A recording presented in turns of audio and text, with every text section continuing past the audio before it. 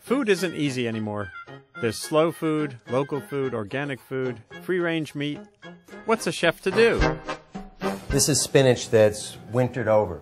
Peter Hoffman is one restaurateur who's been toiling in the green cuisine trenches for nearly 2 decades. 2 low-fat course, please.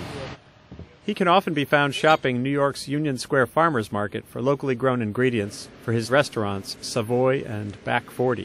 A lot of times it's a whole lot fresher or even higher quality because the people who are growing here are really growing for taste. He recently gave me a little cooking lesson in Back 40's kitchen, whipping up a fantastic salad that reflected his culinary passions, cooking in tune with the seasons and favoring local produce. Somebody quite famous long before me, T.S. Eliot, said that April is the cruelest month, and for us as chefs in this region, April is definitely the cruelest month.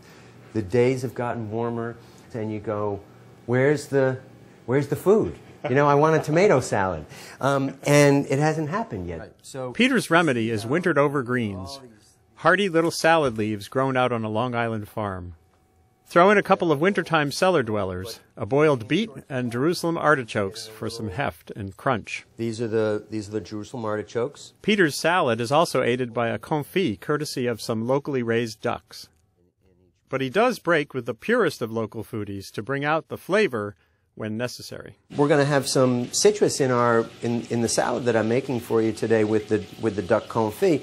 The citrus, of course, is not local. We don't have that in our region. You cannot have a lemon tart or squeeze lemon over your fish if you say I'm eating local. I've developed a direct buying relationship with an orchard out in California where the fruit is organic and you'll taste it.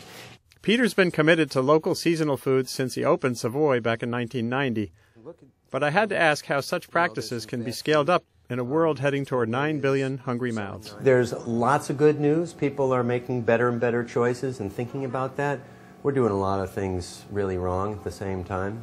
I'm heartened that so many people care about these issues in a way that they didn't 10 or 20 years ago. But we got to get down to business too.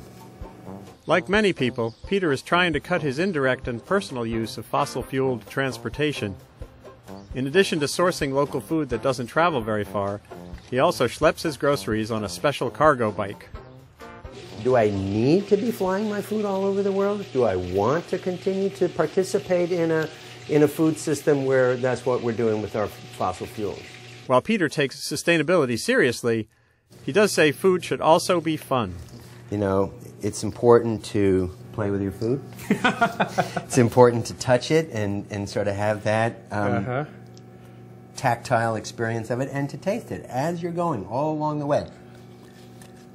And knowing the story behind the food on your plate does add to the pleasure of eating. So thanks for showing us around not only your kitchen and but also your approach to the plate and cooking. Been delighted to share some of my thinking with you today and some of my food. Very glad you enjoyed it. So this is Andy Revkin of the New York Times and .earth.